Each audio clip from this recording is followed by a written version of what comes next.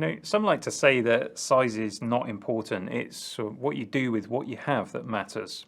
And I wonder if that holds true for the GMK Nookbox, because this computer is tiny.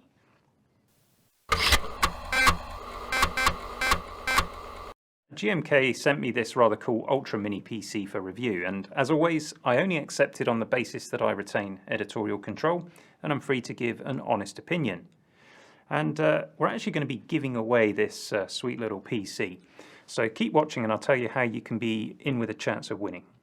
So the Nookbox itself is actually a full Windows 10 PC. It's capable of driving a 4K display at 60 Hz, and inside we've got a quad-core Intel Celeron, the J4125 CPU, with onboard UHD Graphics 600. There's 8 gigs of LPDDR4 RAM and a 128GB SSD. But let's make sure that we set our expectations appropriately. The Nookbox sells for around $240 on GMK's website, though I've seen it in various online retailers for less than that, less than $200 or £200. If you want one of these, check out the links in the description. GMK have sent over some special offers, and I'll link to some other places where you can buy it as well.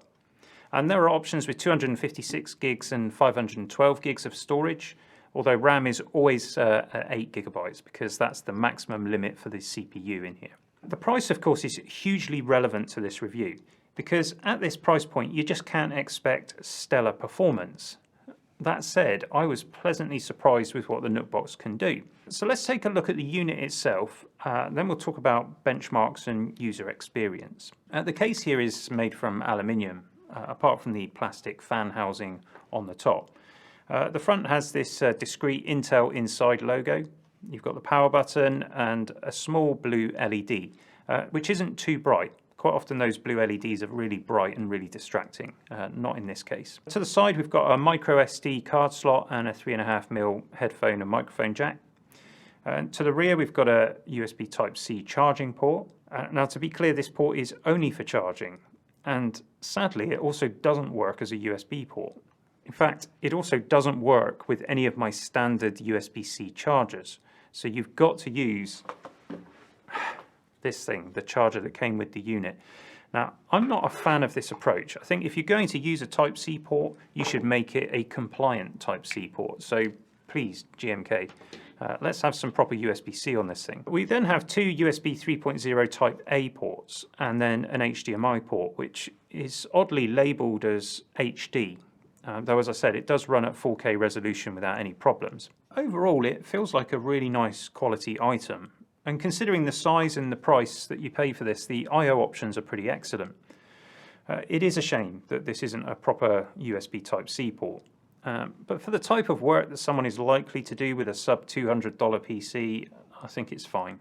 Now, as you can see on the top, we've got the fan housing, so it's not a fanless mini PC. And I think that would actually be really difficult to achieve in a chassis this small.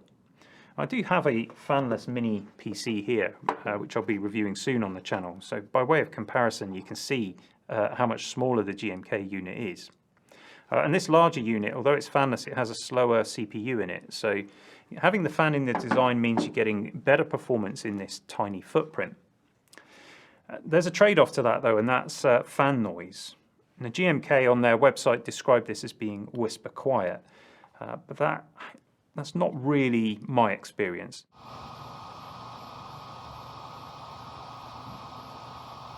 Now, to be clear, I wouldn't say it's intrusively loud, but you're certainly aware that the fan is on. And there doesn't seem to be any kind of speed ramping. The fan is either on or it's off. And if you're actively using this little thing, the fan is going to be on. The Nookbox itself gets hot in use, so I wouldn't advise putting it in a cupboard or an enclosed space. Fortunately, it's got such a small footprint and the majority of the I/O is on the back, so it means that you can keep cables neat and tidy. Also on board we've got dual band Intel wireless AC Wi-Fi and also Bluetooth, both of which worked fine in my limited testing. Connection speeds were good and reliable. But what about the performance of this computer? Here are some Geekbench 5 scores for the CPU. We're looking at 441 for single core performance and 1516 for multi-core. Regular viewers of the channel, of course, will be used to seeing slightly higher figures here with Geekbench tests, but again, you've got to remember the price point and the size of this device. And this level of performance actually is perfectly fine for basic computing.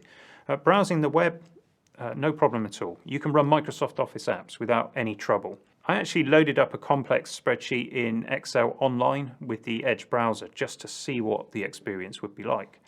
And once the sheet had loaded up, actually it was a really decent experience, perfectly usable. So I can actually see this mini PC working quite well in an office or an education environment, at least from the performance perspective. Though I do think the lack of an Ethernet port might hold it back in those applications. But there is enough computing power here for those sort of day-to-day tasks. The Nookbox comes with Windows 10 Home Edition pre-installed. I didn't find a huge amount in the way of bloatware. Did get this weird pop-up come up about 10 minutes after I'd started using the machine. Not really sure what's going on there. And there's also this other app that's installed which appears to be some sort of temperature or performance monitor. But it's all in Chinese and they haven't got any localization for English language, and I don't speak Chinese. So I tried to uninstall it, but it takes you through these nag screens. So I used Google Translate on my phone to get these quite comical translations, and eventually we got that removed. So just be aware of that if you're going to pick up one of these. It doesn't come with a completely clean Windows install. Performance is quite snappy, as we've said, but I think you could get even snappier performance with a lighter Linux distribution, and I'm sure many people will be doing that with these things. Some of the snappy performance comes from the fact it has an SSD. Again, we don't want to get carried away here. This whole PC is cheaper than some SSDs. Nonetheless, I ran a Blackmagic disk speed test, and it was getting around 138 megabytes per second on write performance, and we're getting over 470 megabytes per second on read. So nothing too exciting when it comes to writing data, but the read performance at this price point is superb, and frankly it shows in the way that the system responds. The CPU also has Intel QuickSync for decoding video content, and it works pretty well. I went over to YouTube and I streamed this stunning footage from Costa Rica. So it's 4K 60 HDR footage. And as you can see, once it's buffered up the stream, it can play that video full screen without dropping frames.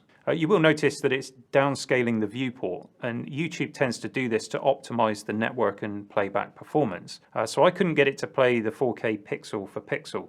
I found if I increase the viewport resolution, YouTube decreased the stream resolution. Does that actually matter? No, it doesn't, not unless you watch content with your nose right up to the screen.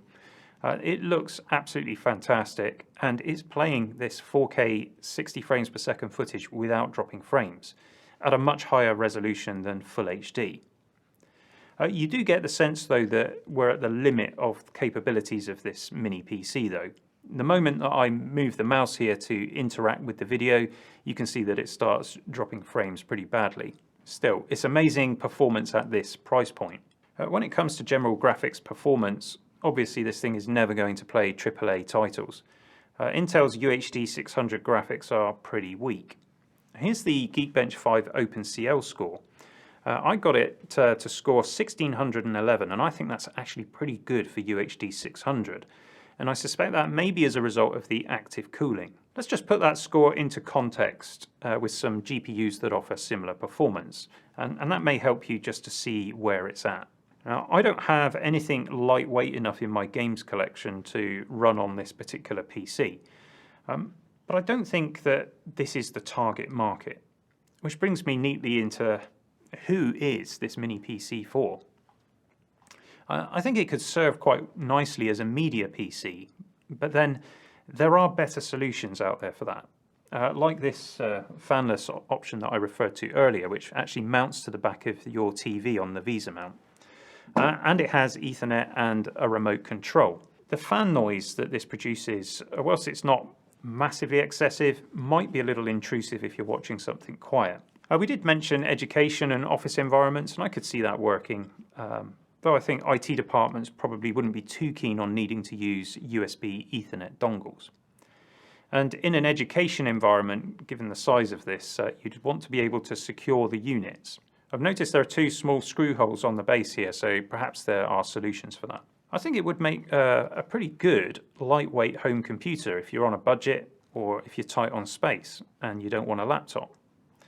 And I think it would also make a pretty great little server for simple applications, perhaps a print server, a file server, something like that. Or how about using it as a retro gaming machine?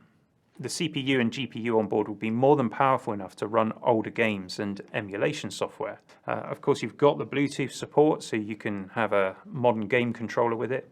Could be ideal for reliving the console glory days.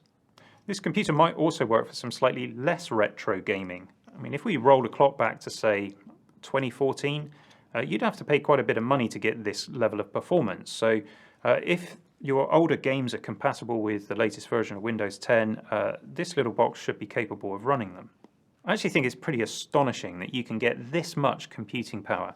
The ability to run a 4K display and play back 4K content in a form factor this compact for such a reasonable price. It's difficult to fault it.